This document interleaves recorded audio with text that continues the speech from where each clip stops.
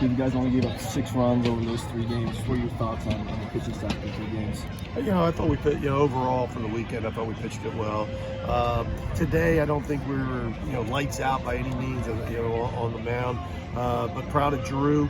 I don't think today, obviously, was his best stuff. Velo was down a little bit. I think at times he had some of his pitches, at times he didn't. But in the innings where they had some traffic on the bases, he competed and got off the field. And that was one of the, his issues last year was, trouble getting off the field sometimes when he would get some traffic out there. So proud of him for hanging in there. And then once we got to about the 3rd or 4th inning, we had to go to the bullpen because we had to get Elliott and DeLucia and some other guys in. And proud of the new guys, as I've said all weekend. When you run out there, it's tough, for the first time. And to watch Hunter, go out there and pound the strike zone, Dylan as well.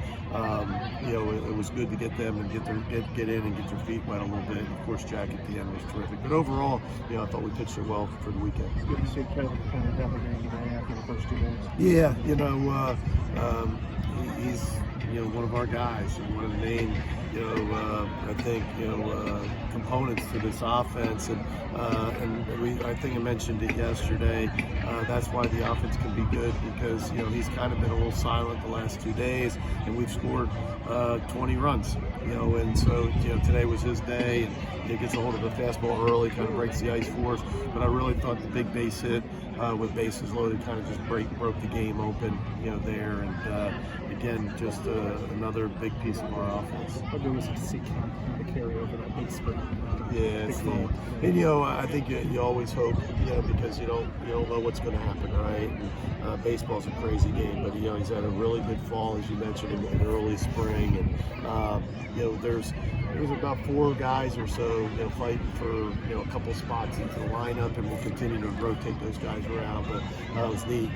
Those 2 balls he hit, the double and the home run, they got to be 110 plus off the bat. Just it's freakish strength, and it's neat to see him get off to a good start.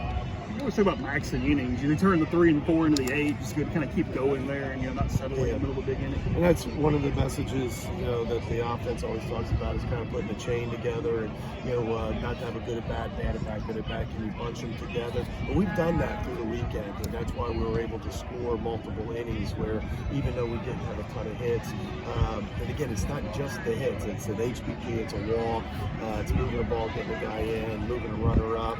Even tonight we get a sacrifice bunt. How about that?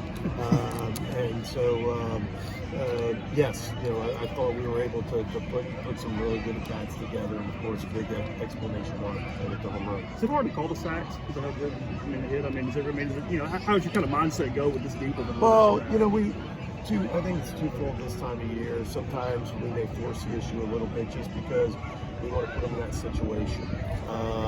It's not the goal for us to never sacrifice. I mean, we realize that we got to do that a little bit. We got to be better than we were a year ago. Who knows what that number is as far as a year, how many sacrifice bunts, but we need to know that we got a few guys either in the lineup or guys on the bench that can do that. The Cant certainly is, and I thought that was an ideal time with the guy at second base, no outs, left on left. It's going to be tough for him to pull the ball. Can he just get the ball on the ground and move the runner up? And obviously he did. So I think some of that is just see if we can do it and do it in a game like atmosphere, and then as we get to conference play, hopefully it's another goal hard up. Seemingly small thing, but Tim diving back into a bag defensively just kind of really freed him on that knee. Did it feel pretty good? I think he's just. And I noticed that as well, and watching him run the bases. I think we're all kind of, kind of watching him under a microscope, and probably don't need to and shouldn't. I mean, he's healthy. He wears the brace. Most guys don't have to wear the brace. I mean, we were told, to keep him in it for a couple more months, but no really medical reason why.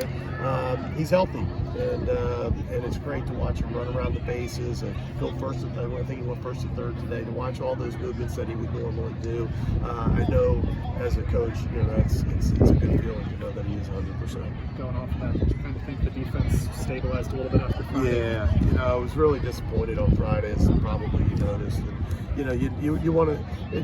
you want to win, but you want to play well. That's what the weekend's all about. And we did, to make 4 errors on opening day. And we were much better. Turned a big double play, kind of got out of an inning, and other plays. And we can be good defensively. And so it was nice to be errorless the rest of the weekend. Is there an update on Hayden?